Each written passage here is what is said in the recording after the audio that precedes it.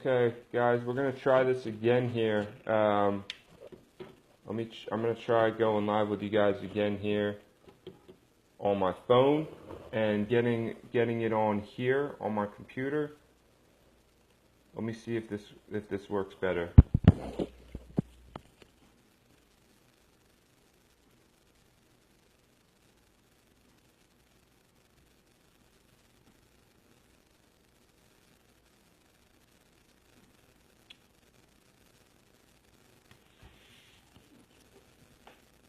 Okay, guys, let's try this again. Tell me if you can hear me. Tell me if you can see me. Hopefully. So I see you're here, man. Can you hear me? Can you guys? Is it better this time?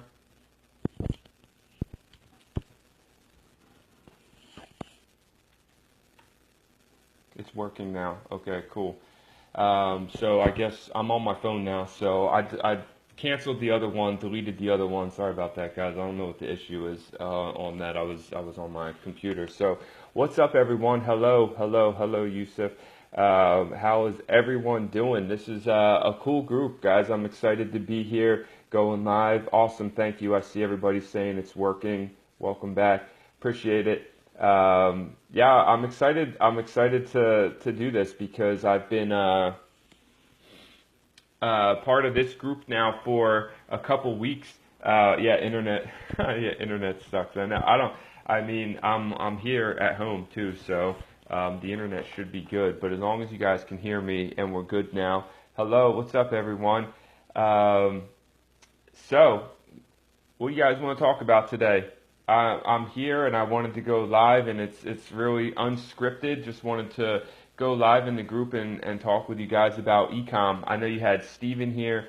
I know you had Depeche in here earlier this week, or not this week, but earlier, like over the past 2 weeks. Both great guys. I'm friends with both of them. I've done events with both of them, so that's really cool. And I'm just here to hopefully keep it going, keep another live going with you guys, since you have such a cool and engaged group here, and all people from Morocco. I'm going to be visiting Morocco later this year for the first time ever, actually. Yeah, prepare your questions before the internet ruins it again. Yeah, guys, if you have questions, let me know. I see somebody said drop shipping. Yeah, man, we can talk about it. I mean, I don't just want to start rambling. So if you guys have questions, just let me know. Whatever you guys want to talk about, any questions or anything like that.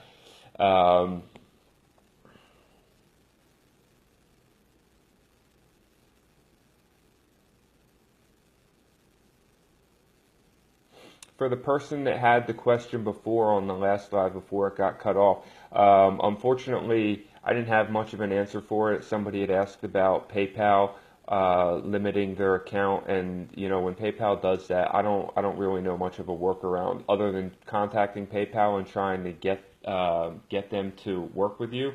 I don't really know much. Okay, somebody said about my experience, and somebody said running a store targeting a single country in another language other than English. What's the best app to use or start practice? I didn't quite get that question. Hey, Bilal, sorry, you're new here. What is this about? We're going live just to talk about drop shipping, man. So let me first introduce myself a little bit. I see, okay, tools, finding winning products, experience. Love you from the first time. Thanks, man. All right, so guys, if you don't know who my name is, not my name. If you don't know who I am, my name is Nick Peroni. I'm creator of Ecom Empires, which is a group like this one that has, I think, around 63,000 members right now. And I've been known just for traveling the world. I've been teaching, hosting, and speaking at events for the past year to year and a half, really, teaching people about drop shipping, print on demand, e-commerce with Shopify, and basically how to get started and how to run an e-com business. All right, so we do got some questions, and let me try to keep up with all of these. All right. Any advices to reduce the price of a click for campaign? Man, with the live, it's so hard to keep up with the questions. Okay. I saw somebody was talking about reducing cost of ads, reducing cost of click for your ads. So let's start there. I think that right now most people are aware that using videos is the best way to advertise. And so when you're talking about reducing clicks, I mean it's kind of a hierarchy because the cost of your CPM is going to influence what the cost of your clicks are going to be. So in my opinion, the way I look at it is the lower you can get your CPM, then the lower everything else is going to be on your ad. So the strategy that I have for drop shipping when it comes to trying to create the lowest cost of advertising is to use really good video marketing that's going to just make everything cheaper. So what I usually do is I'll set up an engagement campaign first with a video, and I'll run that, and I'm publishing these videos right to my actual page, all right? Because one thing that I've also seen lately is it seems that Facebook is rewarding posts that are published directly to the page with higher engagement. So publishing that post right to the page and then going and creating an engagement campaign for it, and then after the engagement campaign, creating the conversions campaign. And in doing that, you know, your cost per click is really going to be based no matter what on how viral a match the product is to the audience. Like some products just take off and get tons of cheap clicks, but no matter what, for me, I'm trying to find products that have low CPM advertising costs because I know that when I do that, it's just cheaper to advertise all around universally. It's much cheaper to advertise if I'm running a product that has a lower CPM. And so you're not always going to get that. I mean, it's a matter of testing, but with drop shipping, I've been testing that strategy, publishing the video right to the page and then creating the engagement campaign and then creating the conversions campaign after that from the same post ID. And I've been seeing really low CPMs, low cost per click when it's a good product to audience match.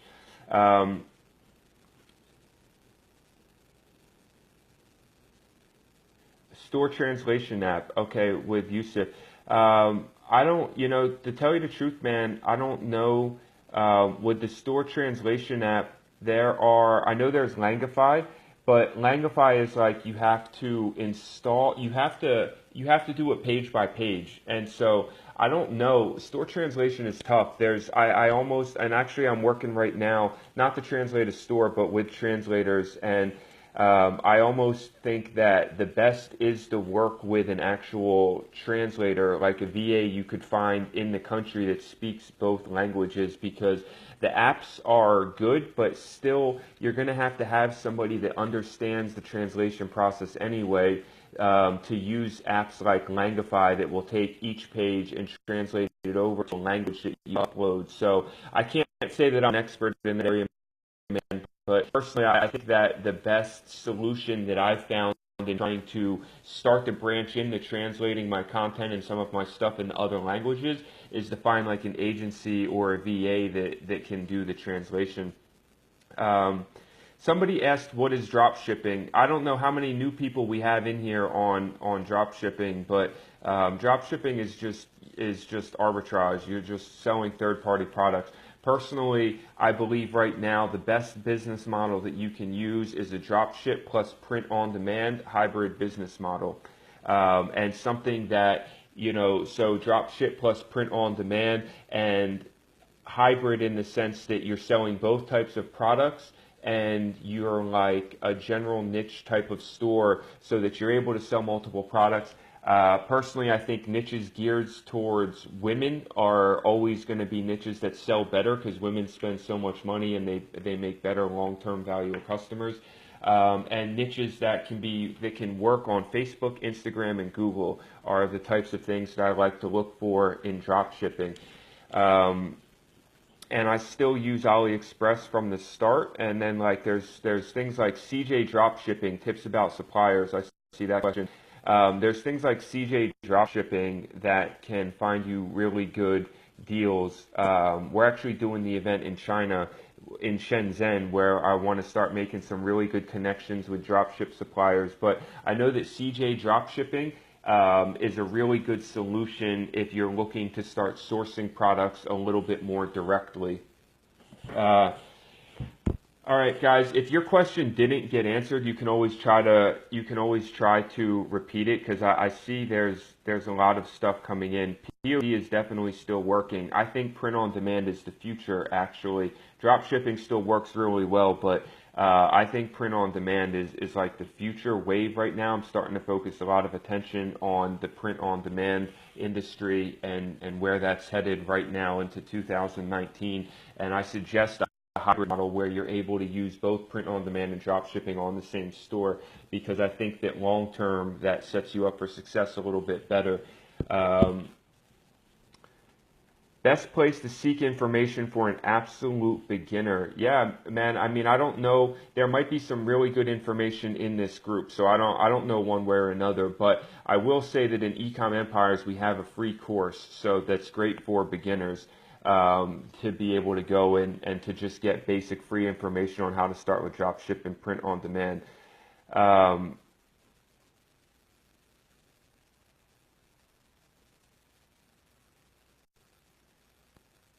I don't have an eBay store. No, I'm trying to check in on some of these comments, guys. I don't have an eBay store.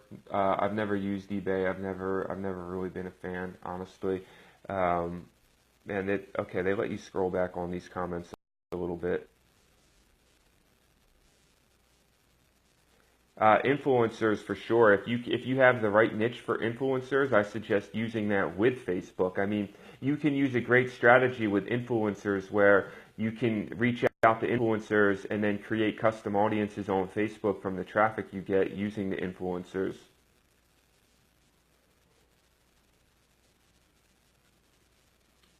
Okay, so we had a few people that talked about, do people want to click on our ads? Yes, focus on the ad copy. That's true, man, but you know, the really nice thing about a video is when you have a really good video, your ad copy doesn't even need to be too complicated. That's why I like videos, is, you know, my ad copy for videos, and what I see from really the most successful video campaigns too, is it's like, you know, one bold call out headline or a question with emojis, you know, like, have you seen this amazing whatever, or women are going nuts for, you know, and then like emojis, like one big call out and then another line that says something like, you know, you can get it on sale now, or never worry about doing this again, or make this so much easier, and then like a get yours now link.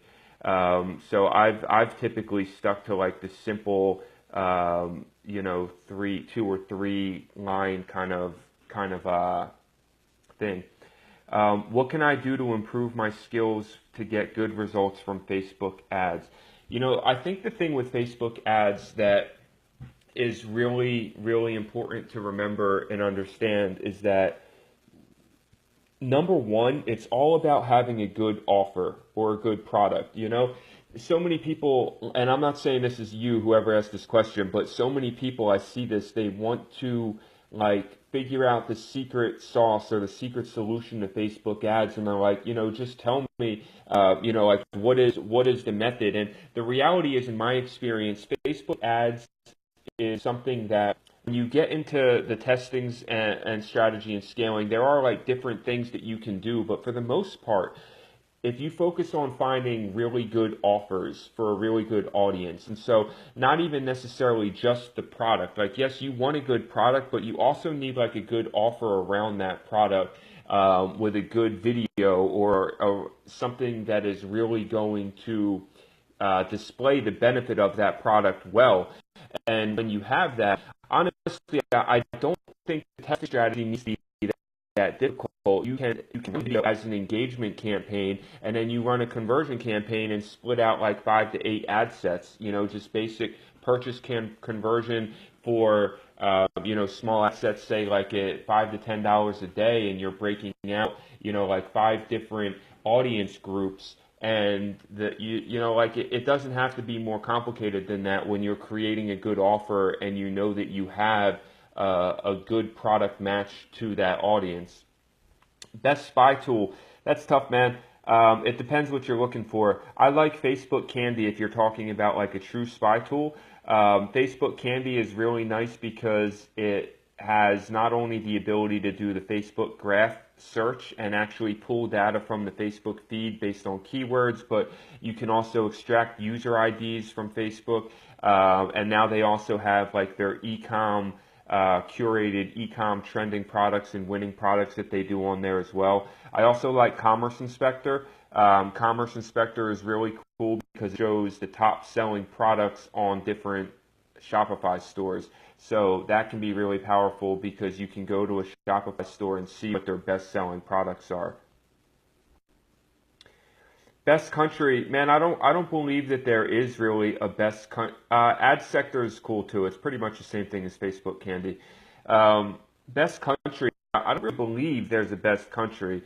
I know people from Morocco that are doing drop shipping and doing well, and I know people from other countries, you know, like all over the world. I think it's about what country you want to sell into, really. You know, if you set up your store correctly, you can sell into any country, anywhere in the world. So I don't believe, I mean, you know, the United States and the European countries are still going to be the top countries to sell into, I believe. Like the audiences you should be targeting, that's where your best possible chance to get purchases is. Um, okay, so what do you think about making a community with the same blog post about our products? Do you understand? I don't personally do that, but I do know people that run their e-com stores in the way of like a blog post first. You know, they'll send people to a landing page that's like an advertorial, and then they retarget people really hard. So I do think that strategy can work. It's not something that I do, but yeah, tips about scaling. Yes, I do use ClickFunnels. I use ClickFunnels though, not for physical products. I use it for information products. Tips about scaling. I would say the biggest tip about scaling right now that I've seen is that it doesn't seem like really big budgets on one ad set are working as well as they used to. Where it seems more of the best scaling is working by scaling out, scaling into lots of audiences, which is another reason why running a video works so well, is because when you have a winning video ad, you can use those custom audiences from the video views, you know, 95%, 75%, 50%, 20% video views. You can use the custom audiences and create lookalikes, and that's a really powerful strategy to start creating yourself a lot more audiences. So I think that the best scaling strategy right now is creating as many audiences as possible and finding like sweet spots where you can scale those ad sets to, you know, into like the couple hundred to $1,000 a day. I personally, from what I've seen in my network and my experience, I haven't seen the really big ad sets working as well. I'm not saying that some people aren't doing that. I know the Tan Brothers, their go-to strategy is like really big ad sets with big budgets, but I've also seen for scaling that just scaling out to having lots of ad sets running and diversifying across lots of ad sets is working really, really well too. Um, is it better to work with a mentor to boost the process? Uh, that's, I mean, it can be, yes. I know some people that have gotten really great results from mentors. I personally never had a mentor. I just like to, like, I'll invest in my education and get courses and read things. But a mentor definitely can help if you find the right person. Just make sure the person that's going to mentor you has a proven track record of results in helping people, right? If they're charging you money, they should have a proven track record of results. Otherwise, they should go out and help people at a much lower cost or for free until they can build up that proven track record. I don't think Facebook versus Instagram, one is better than the other. I think it's a matter of preference. Instagram has some niches that work really, really well, you know, on the Instagram niche. So, like, it's, you know, Instagram is mostly, I think, a younger demographic, and lots and lots of women on Instagram as well. So I think Instagram works well for some niches if you can find a good influencer and a real good product match. But Facebook is like something that's going to work no matter what your niche is, right? So That's just my personal opinion. I don't think one is better than the other. Instagram might be easier for a beginner because all you really have to do is go out and find an influencer, right?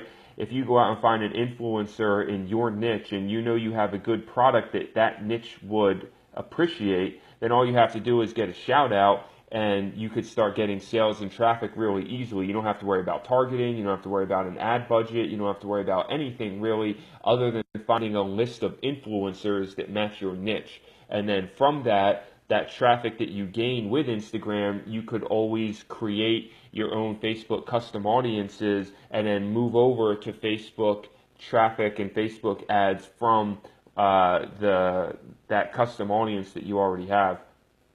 Niches that work well on Instagram. I mean, I've been looking at this. So just some examples of Instagrams that I think would work well. I mean, I think we all know some of the obvious ones like health and fitness. Really anything in the beauty, the health, the fitness world works well on Instagram because it's so visual. It has so many followers, and so yoga, these types of things as well. I think the food niches work really well on Instagram. Apparel. Like, MVMT did amazing on Instagram with watches, right? And so watches, apparel, pets, tattoos, I think that there are a lot of good niches that you can use on Instagram that are very visual, right? And that people follow that particularly as well appeal to the younger demographic. A lot of times what you'll see on Facebook is the people that are buying, the best audiences are the older audiences, right? And those are the ones spending money. They have the money to spend. So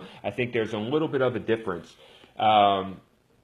Future of drop shipping. I saw somebody see that. I don't think that drop shipping is going anywhere. As a matter of fact, I'm currently working on creating a lot of education in the space on drop shipping, and I'm doing that because I don't believe drop shipping is going anywhere. However, I do believe you need to evolve in your drop shipping strategies. I think AliExpress is still I still think AliExpress is the best place to find ideas that you can test. All right.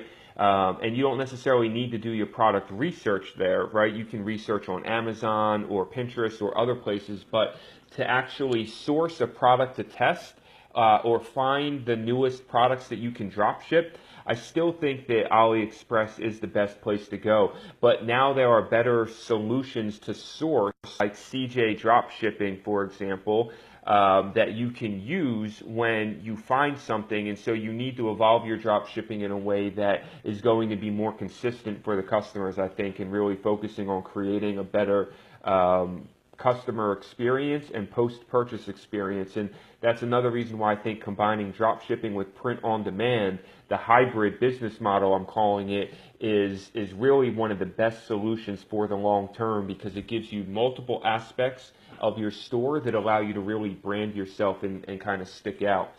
Guys, by the way, I'm trying to keep up with these questions as best as possible. So sorry about that. If I miss your question, don't take offense to it, please, because there's a lot of questions coming in. There's already 201 comments. So, yes, Fresh Pixel. You can optimize straight for purchase with a Fresh Pixel to your store. That doesn't matter. Pixel's really advanced now. And if purchase too expensive, if your CPMs are really high, then try dropping down to optimizing for add to cart, because your CPMs will probably be a lot cheaper, but it's still a buying intent audience, right? Is it better to run different ad sets in countries at the same time? I don't know what you mean by the countries. It's better to run multiple ad sets, yes. I think one problem people have is that, but if you're going to run multiple countries, I think you have to have a strategy that you're sticking to every time, right? Like either there's a certain set of countries that you're testing and you're testing them all at once, or you're just testing one country first and then moving to the rest of the countries. Like, I think that if you're drop shipping worldwide, then you can start by testing like the top e-packet countries, right? There's like 21 of them that you can start by testing and just include them all on a saved list, and you could test. Max bid, yeah, man, that still works for sure. Manual bidding is always going to be manual bidding. I still really think I do most of my stuff with auto bid. I have played around with manual bid, for in quite a lot of ways, and still I see being the best with manual bid. Is that you go in like with the brute force mentality where you're only doing this for products that are like actually you've already tested on auto bid, right, and saw that it got sales at a decent rate. But once you've seen that, then you could start a manual bid, say set it for like a daily budget of like $500 to $1,000, and then set your max bid, like 5 times higher than whatever your average cost per purchase you were getting, and then really with a manual bid, the goal is it's a race to 50 conversions. And so, like, you might have a little bit higher cost per purchase at first, but as soon as you hit 50 conversions, you should be optimized on that ad set, and it should start to level out, and you can start to bring the bid down consistently until it like hits that sweet spot. Okay.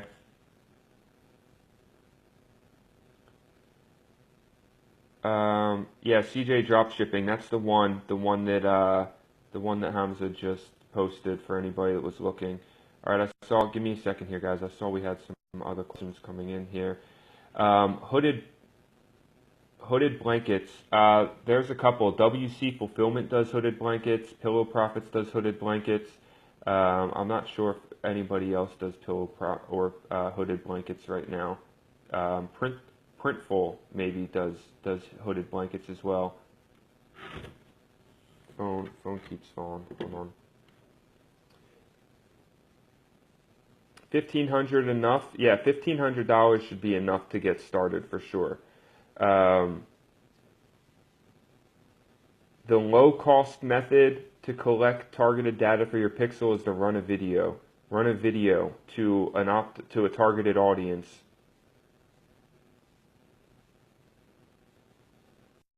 I test with conversion ads. Conversion ads optimized for purchase. My testing strategy, like I said, if you guys missed in the beginning, is an engagement ad that I'll run first, and then I'll take the post ID and create a conversions campaign, and then I'll break out like 5 to 8 ad sets in the conversions campaign, all of broad audiences that are different audience segments for each ad set. The new EU laws, they make it a little bit more difficult, but you know what, man? The thing is, everybody has to do it. So I don't think it's a conversion killer because it's not like some websites don't have to do it and some do. Everybody has to do it. So people are going to get used to it, and I don't think it's going to be a conversion killer since everybody has to do it no matter what.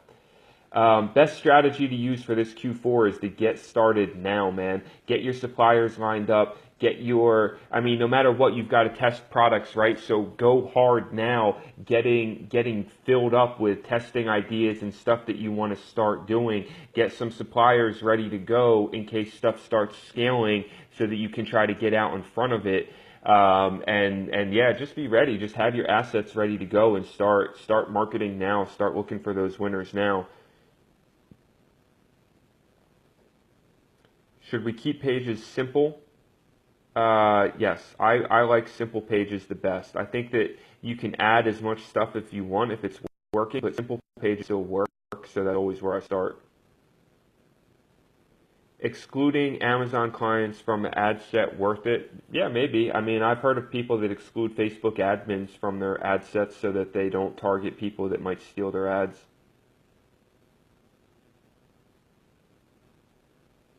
All right, I'm scrolling back through some of the comments here. Does Engaged Shopper really matter? I think it can. Yeah, I think using Engaged Shopper for anybody that hasn't checked, the last purchase behavior that's left, I think, is the Engaged Shopper one. So yeah, that can be useful because I won't typically test it by testing with Engaged Shopper, but it's something that you can narrow your audience if you want to. So you will be like building an audience that's a little bit more expensive, because ideally those are the ones that are actually going to be interested in buying. All right, Adam said, building a store that people can trust is the most difficult thing. They don't get trust. Creating stores that build this can be thrown together. That is the biggest issue. Yes, Adam, that's good. And here's a really strong point that goes on that.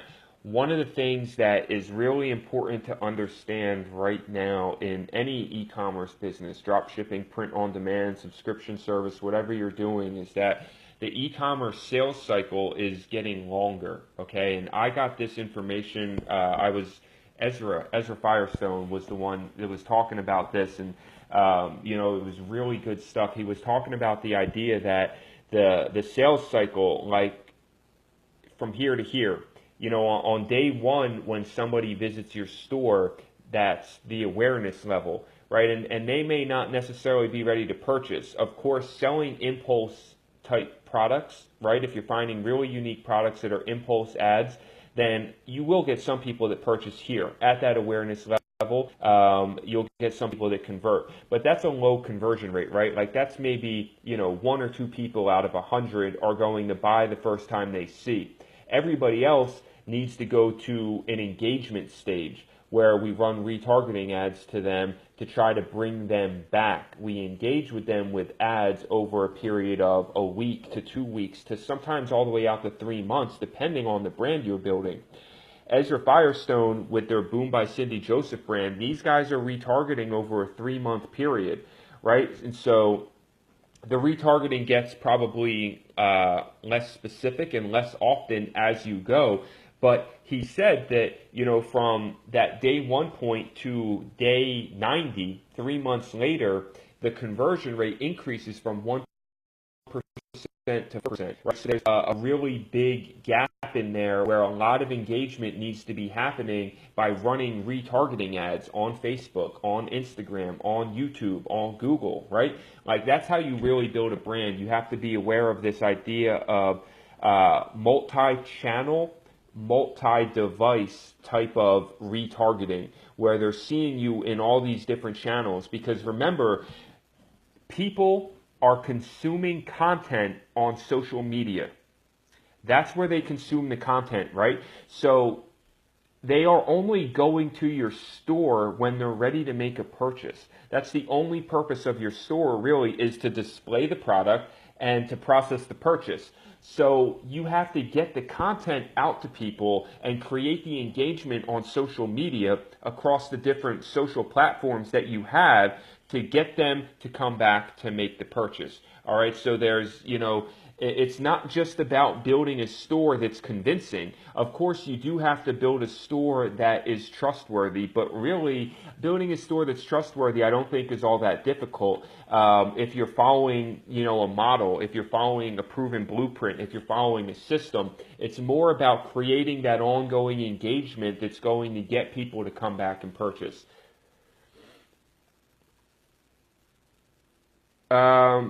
How to take the attention of buyers and make them psychologically. All right, so some of the things that go in the psychological, that's a good question, man, because people buy based on emotion. That's always going to be true, no matter what type of sale it is. People buy based on emotion and they justify on logic. So when somebody's trying to make a sale, there are different types of, there's like on-page things that you can do, like urgency and scarcity, right? I think we all know that those are motivation elements that you can use to try to make a purchase, but you can also do that in your retargeting. You can do that in your ads. Fear of loss is one of the biggest motivations in our emotional psychology, right? What we do, fear of loss. So if you can create a fear of loss where somebody might miss a deal or they might miss out on the item, then that's always a great thing as well. And people buy based on like love for their family. Love's another really big one. So like, especially in Q4, using that guilt trip, the idea of getting a gift or getting something for the people that you love, that can be a big thing as well to make people buy. Managing VAs, I've seen before some people talk about team and managing VAs and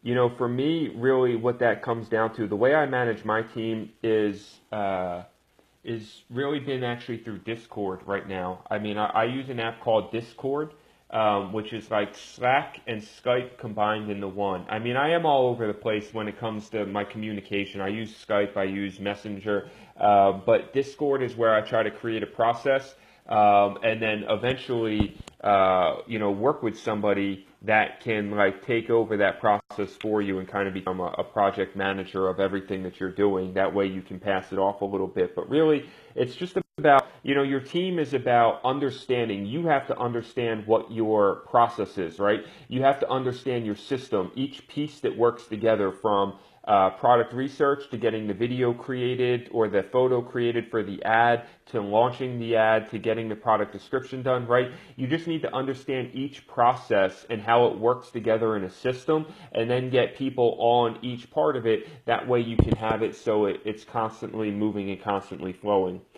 Somebody said, "Hi Nick, I'm not good in English. I'm 17.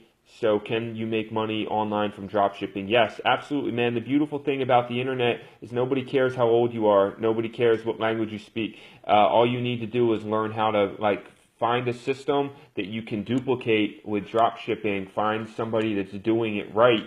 Find somebody that's doing it well and duplicate what they're doing, and you can make money for sure. Thank you, whoever said very rich content. I appreciate that.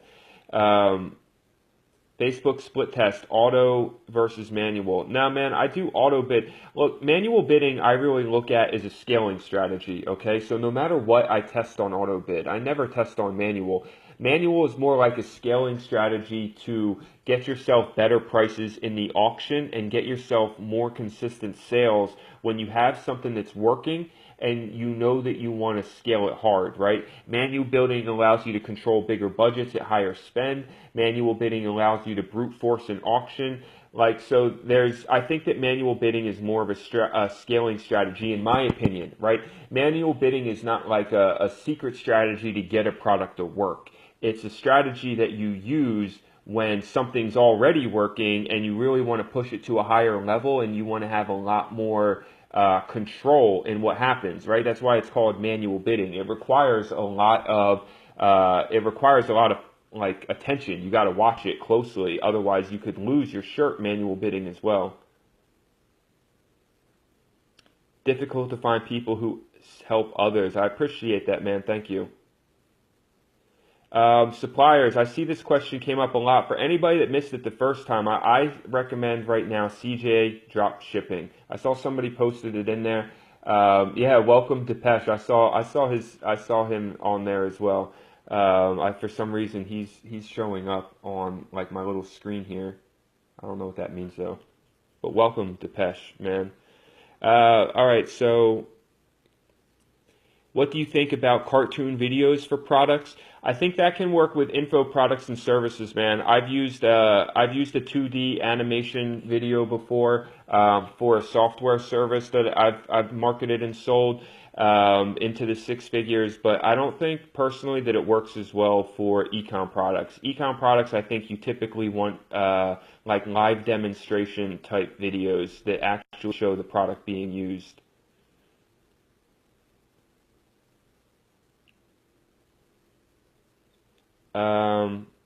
I'm a member of your Ecom Empire group. Got a lot of gold info. Thanks, man. Appreciate that, Muhammad.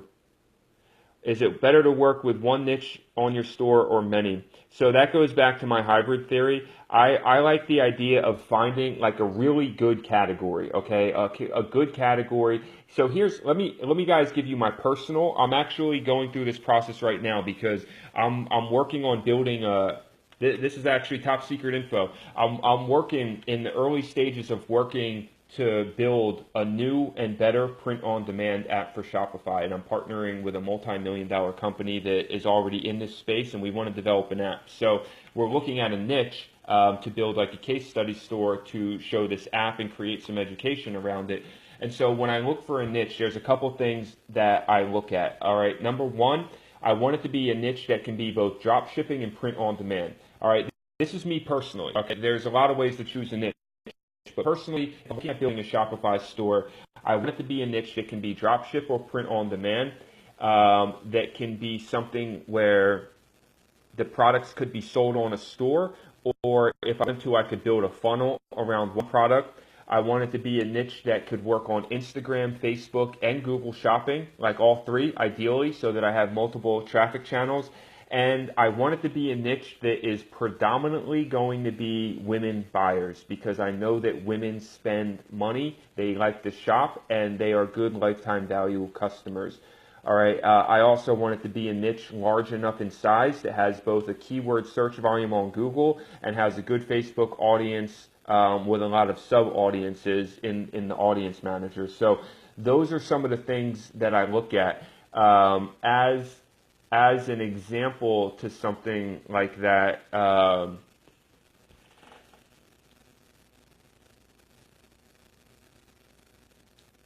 A niche example of something like that could be like volleyball or something. You know, like I think volleyball, and it's actually a niche that I thought about. I think that's something that could be a really good niche as an example that could fit all of those categories, right? So that's kind of what I look at when I'm looking at using a niche. Let me scroll down here a little bit more.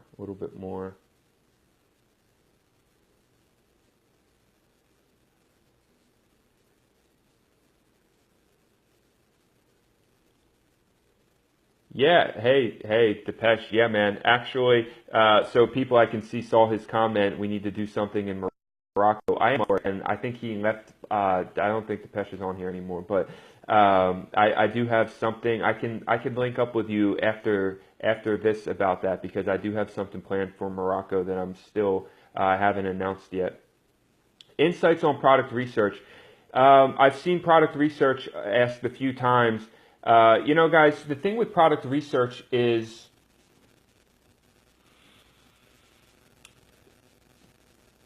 there are multiple different ways. All right, let me just give you a tip on product research. One of the things that I have seen that is working well, because there's two ways, right? If you're going into the product research, I think there's really two main focuses. You can either go the route where you are looking for existing winning products that are already doing well and trying to ride that wave with them, okay? And there's nothing wrong with that. I know that that can work very well, where you're just in a mode of researching existing things that are out there using curated softwares like Ecom Hunt, Pexta, Facebook Candy, Commerce Inspector, Ad Sector, right? Like there's Shopify now. There's all kinds of them, okay? And that's one way, right? And that's pretty self-explanatory. You're just going in there every day and you're using these methods to look for the winning product ideas, trending product ideas, right? To put them on your store and then, launch your own ad to get it out there and see if it works.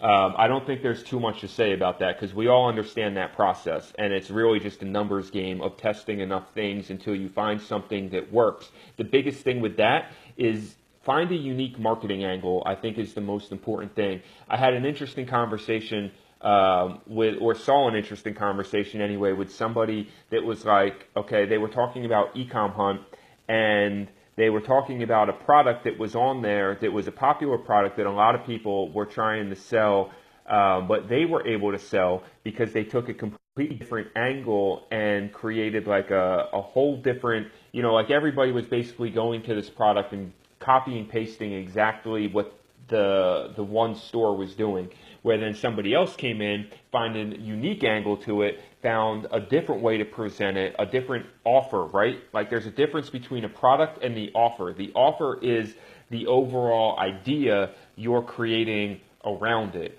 Okay, and so he was able to sell and be very successful with this product based on creating a different marketing angle. So I think that's the important thing if you're going into the route of just like looking at trending stuff out there and trying to jump on the wave. Then the other idea is to completely do all of your research manually and to be looking for your own trends, to be looking for products that haven't yet caught on. And I think the best place to do that besides doing manual research on AliExpress, is to be doing research on places like Amazon and other big sites that are out there that are e-commerce sites where you can see products that are like in the best-selling category, or new products, or different things that are being launched and coming out. And so when you do that, you have the chance to find products that are just starting to hit a trend, right? They've got a couple hundred sales, they've got good reviews, there's not really anybody advertising it yet, and you can be the one to start the trend. That's the idea of manual research, going out there and having certain criteria that you're looking for in a product so that you can be starting it. So I think there's two different angles you can take to product research, but either one, it's about coming up with like your list of places that you want to look for ideas, and then looking every day, right? And having a few different methods of research that you're using, and then every day you're rotating those methods and finding different stuff. When to kill ads, quick answer to that. If on the first day there's no clicks, I kill it. If on the second day there's no add to carts, I kill it. If on the third day there's no purchases, then I kill it. When to know if a product is not a winner. You'll know, man. I mean, or, when to know that product is not a winner. If you have, so it goes by ad sets, right? Because you're going to launch multiple ad sets. And so for an ad set, if there's no sales by the time I get to the margin of the product, like say there's a $20 margin, I've spent $20, I have no sales, typically then I'll turn that ad set off. If I've launched 5 ad sets and none of those ad sets pull in a sale by the time I get to like the margin spent on all of those ad sets, then for me that product's not a winner. I'm going to move on.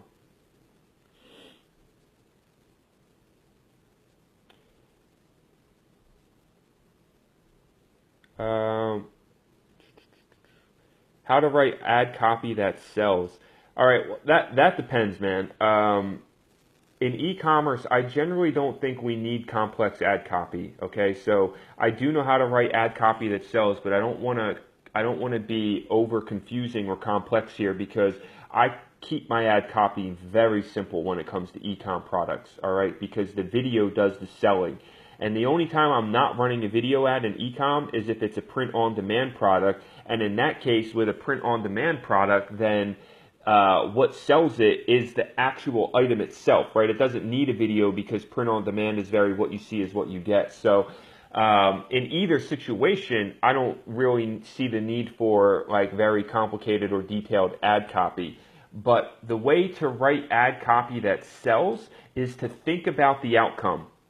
All right, think about the outcome that that person is supposed to have in their life by buying something. Because marketing is all about an outcome no matter what. Even if it's something as simple as buying a t-shirt, right? I buy that t-shirt based on the outcome of how I subconsciously think I'm going to feel and how I'm going to look wearing that t-shirt, right? So no matter what, marketing is all about an outcome in the minds of the person that you're marketing to.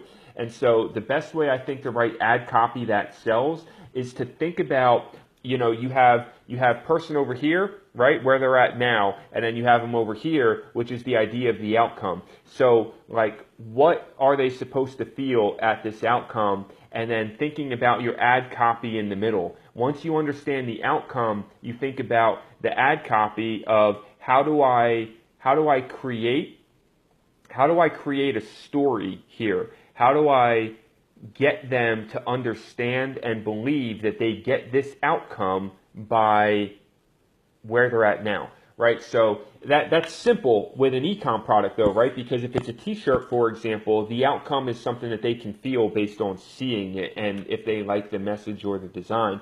If it's a drop ship product, then that's why live demonstration videos work best for drop shipping, because they see the product in action and so they can understand the outcome of what it's supposed to do for their life. If you're just doing that based on like your product description or your sales copy or a sales letter or a more complex product, then you really just need to stick to the idea of what that outcome is. What are the benefits that allow them to get them there, and how can I create a story here that's going to convince them of that? Dealing with long-term delivery periods from China. Be upfront with the customer and do everything you can to create a good customer experience. People will be fine with it as long as they feel like they're getting great customer service.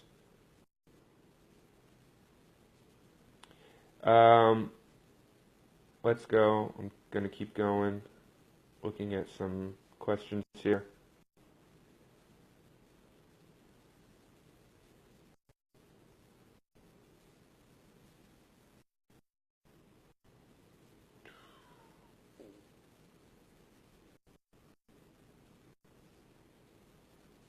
Man, there are lots of questions coming in. All right. If you're running ads at $7 a day and not getting conversions, just try.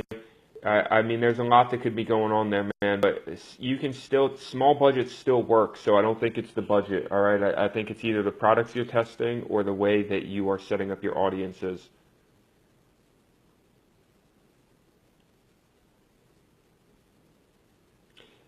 Unique video ads. Fiverr's tough. I mean, yeah, you can get people from Fiverr.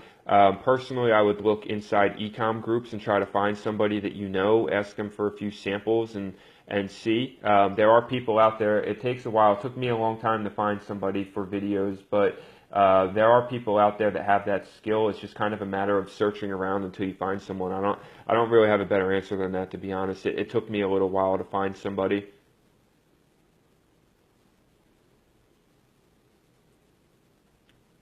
What about the back end? Somebody said. Yeah, that's a great point, man. I mean, the reason that most people talk about sales on the front end is because that's how you get a business started, right? But yeah, once you start getting sales, of course, you want to focus on number one, if you have a winning product, you want to try to get upsells and cross sells built around that product. Not only on the store, but also in your follow-up emails, also in creating post-purchase retargeting as well. So, that's one thing you want to do for sure. You do want to try to find a supplier that can bring that cost down with you. That's why I talked about CJ drop shipping. They can bring not only the cost down, but the shipping time down. And all of that together, if you're creating a good customer experience, will help keep your charge back down as well. How many ad sets? I talked about that earlier. I try to do 8 ad sets. Customer loyalty tips. Try running a thank you ad, man. I saw this idea before where you can run like a simple engagement ad as a thank you ad, use like a GIF or something. I think that can go a long way. You can create a custom audience for anybody that purchased from your store. Create like a thank you engagement ad with a message button, right? And it just says something like, "Hey, we'd love to thank you for purchasing. Please feel free to click and send us a message if you have any questions," right? I think customer loyalty is all about creating the idea that the customer matters. Okay, so if they see thank yous and they are able to easily connect with you and get answers, I think that's going to be enough to keep your customer experience high. Lazada, I've heard of Lazada. That's more of an Asian country thing. I mean, I've never really used Lazada myself. Free traffic is tough, man. And remember this, Morrison, that Morrison Jim Nirvana, huh? Okay, that's a funny name. Obviously not real. But for free traffic, remember this. There's really no such thing as free traffic. You either pay with your time or pay with your money. So paid traffic is definitely going to be best. The only place that I've really seen anybody doing well with free traffic is Pinterest. If you can get your Pinterest linked up, then you can start getting free traffic from Pinterest sometimes, but I've never really seen it like as a substantial amount. I also know people that have been able to have success with places like Reddit as a place of free traffic, but I think it's really hard to duplicate because you got to be part of the Reddit platform for a long time before you can post products and actually not get banned. How would we come from obscurity and make someone buy an item the first time he sees an ad? It's not, in my opinion, it's not about, okay, so the best way you're going to get people to buy the first time they see is by creating ads and launching products that are impulse buy type products, right? It's got to be an impulse buy. That's the best way you're going to find people that will buy something the first time they see it, is it's got to be simple impulse buy type of product, right? If you have more complex products or higher ticket products, then it's not about getting them to buy the first time. That first time is about creating the awareness and then walking them through levels of engagement with your targeting for them to come back and purchase.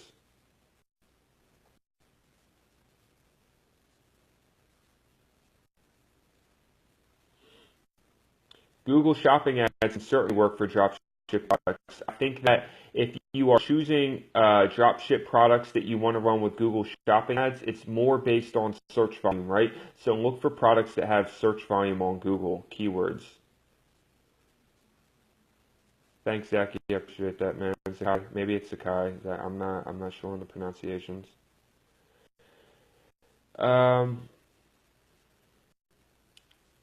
Somebody said lots of us find good products, but we're struggling with targeting in Facebook ads. All right, well,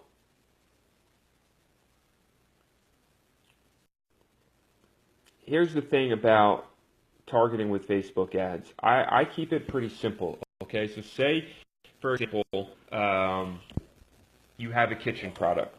All right, you have a kitchen product and you want to market it. Like, I'm going to break out ad sets optimized for purchase that are going to be pretty straight to the point, right? Like, I'll do one ad set that might be like kitchen and dining, and I might do another ad set that's like cooking. You know, like really broad interest. I'll go through and I'll find a couple of the really broad level interest, okay? And then I'll also look for like some magazines as well. So I'll look for like cooking magazines and put them in one ad set, and then I'll look for TV shows, and so maybe like the Food Network and Top Chef and Master Chef will go into their own ad set, and so I'll look to do a combination of ad sets that are the broad interest level, right, the most obvious broad interest levels, and put them in each in their own ad set. I'll look for the buyers groups, like the magazines. I'll look for the TV shows and public figures.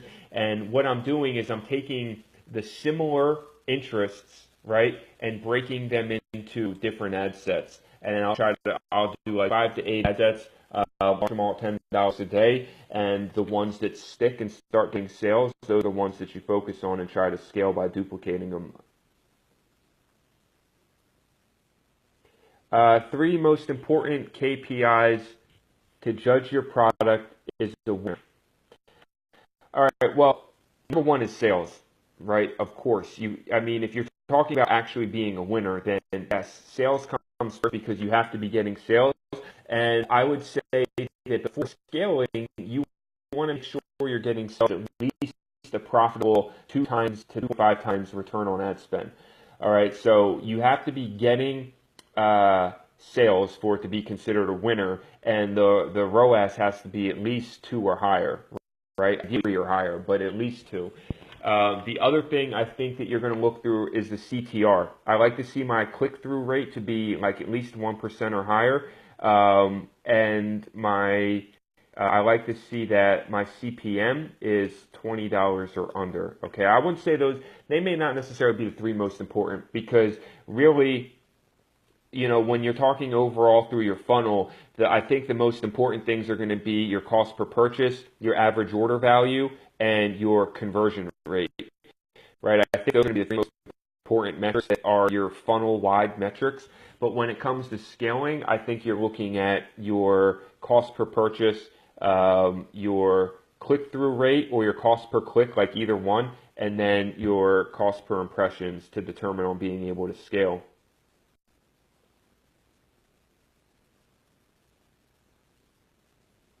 Favorite ad type is video. Google Shopping ads is easy. Amir asked about talking about Google Shopping ads and AdWords. So AdWords is obviously much more broad than Google Shopping, because you can run search ads, shopping ads, video ads, like a lot of different stuff. But Google Shopping ads is just a matter of you get your Google Shopping feed linked up to your Google Merchant Center, right? So you have to set up your Google Merchant Center, and once it's all linked, you can upload all your products to Google Shopping ads, and then you can start creating ads and seeing what sticks.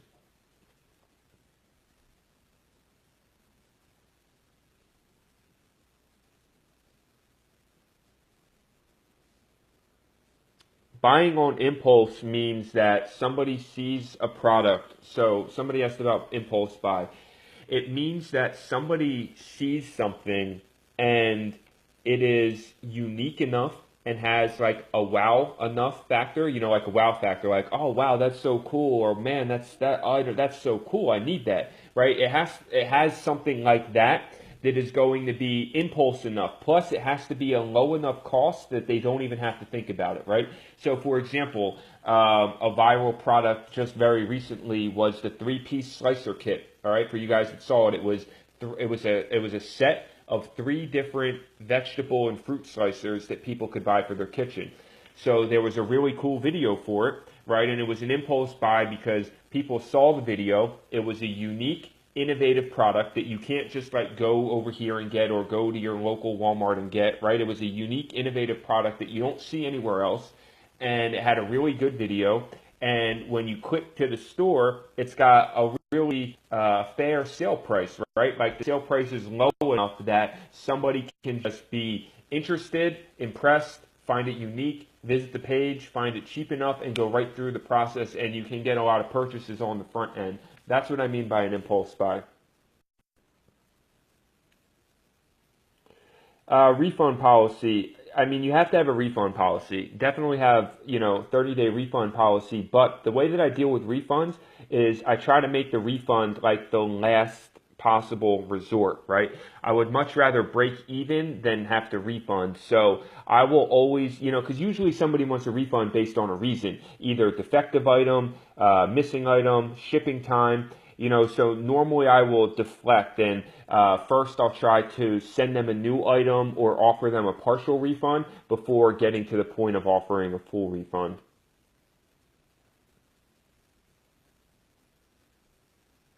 How to make influencers answer quickly. I mean, I don't know that there is a way, man. I would say that don't just focus on one influencer. Get your niche and build a spreadsheet of all the influencers in that niche, and just go through and start contacting them. Wait a couple of days if you haven't heard from them to contact them again. And make sure you're using their preferred method of contact. You can usually check the profile, and if they are an influencer, a lot of times they'll tell you what their preferred method of contact is, either email or DM or maybe Kick app or something like that.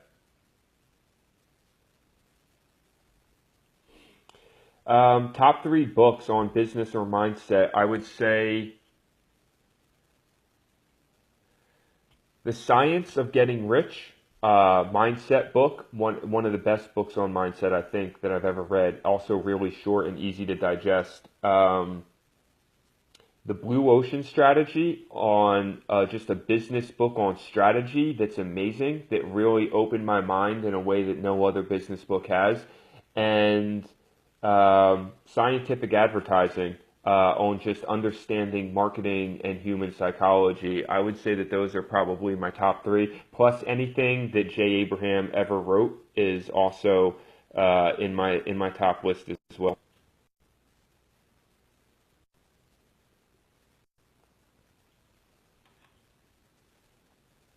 All right, guys, I'm going to try to answer up just like another question or two. My phone's actually almost dead here, and I think we've been talking for about an hour now.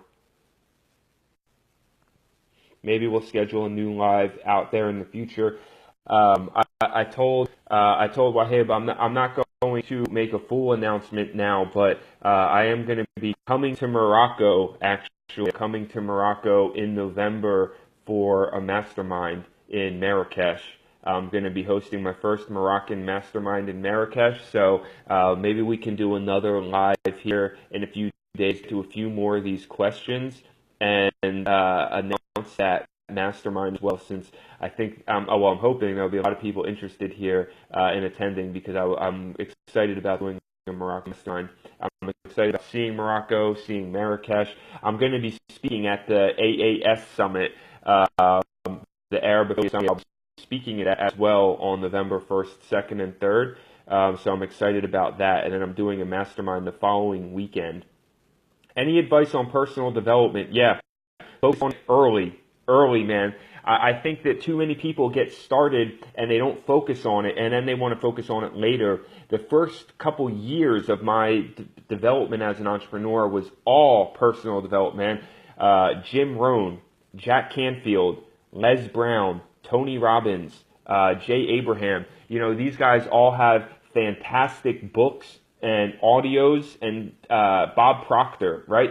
Like things that you can listen to that will help you focus on your personal development and becoming a person worthy of the success that you want to achieve. I fully believe that we can never outperform our own selves, right? We're going to achieve to the level of success that we're worthy of as an individual. So, you know, you got to focus on really making yourself worthy as an entrepreneur to see, I think, the success that you want to see. And also, I think as well, right? Because like we want to build e-com stores, we want to build Shopify stores, but I think that, you know, as it comes to being an entrepreneur and really like creating the momentum in our lives to get that type of success, you have to focus on occupying a space larger than yourself. All right, this was something that I read in The Science of Getting Rich that really influenced me in a big way, where you have to start thinking of yourself and of your business larger than whatever the space you currently occupy is, right? So like you have to really create a vision and create an idea and a strategy of something bigger than what you have, right? And stop thinking about just being in this realm here, but start thinking about a much bigger focus, a much bigger vision of what you have. Hey, love you too, man. Appreciate that. Yeah, the live will be saved, guys, just so you know. Once this live is done, it'll just become a video in the group that anybody can watch. I appreciate that. Some people saying very informative. And I know I didn't get to all the questions, guys. I apologize. I mean, I don't know if you can see this, but now we just crossed 500 comments on this live. So that's pretty crazy, and I try to do as much as I can, but 500 comments is a lot to keep up with. I'm sure that there's a lot I didn't see, but that's why I think we can do another one. All right, we can do another one in the future here, and I try to get back and get to some of these other questions that we didn't get to. Let me see about just some final ones here before I got a few more percentages here on my phone, and then it's probably going to die. No, I mean, I could go plug it in, but I don't have a plug-in right here. Yeah, Blue Ocean Strategy, that's the name of the book. Really good book for anybody looking to build something like much bigger. Yes, I will. I'm going to share the mastermind. I will do that. I already talked with Wahib about this, so we're going to do another live. We'll plan one coming up here in the future, maybe next week or something. So we'll plan that. Thank you. Welcome in Marrakesh. I'm looking forward to it. I'm really looking forward to visiting Morocco in November. I've heard it's beautiful, and I'm excited about that trip.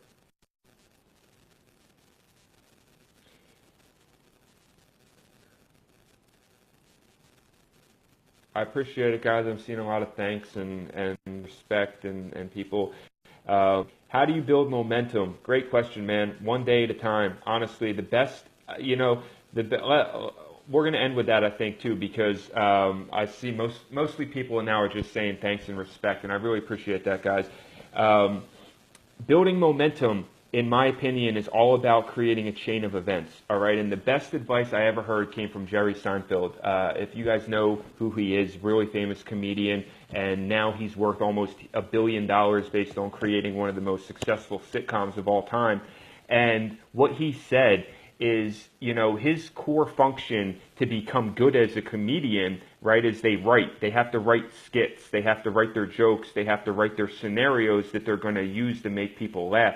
And he said that when he was getting started in the beginning and he had nothing, his one thing that he could do is he could just write every single day.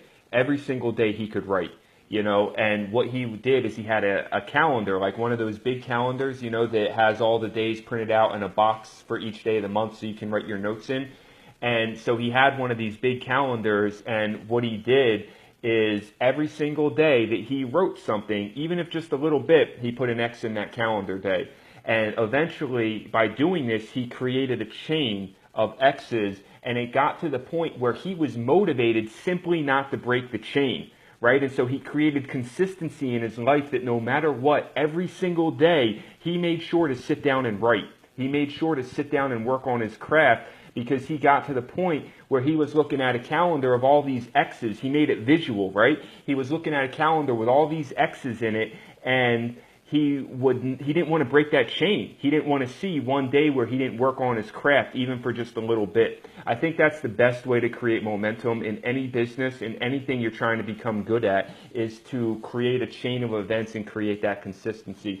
Guys, my phone's about to die, and I don't want to lose the video. I want to make sure that we keep this video in the group here. So I'm going to end the live here. I appreciate everybody being part of this, man. We've had over 100 viewers the whole time, over 500 comments. I'm sure a lot of other people are going to get to see this as the video now gets published into the group. Much love. I appreciate everybody. I look forward to visiting Morocco. We're going to do this again, so I can get back to some of these other questions I didn't have a time to answer or I didn't see. I appreciate you guys. Hope you're all having an amazing day and a wonderful evening. Love y'all. Talk to you next time. Peace.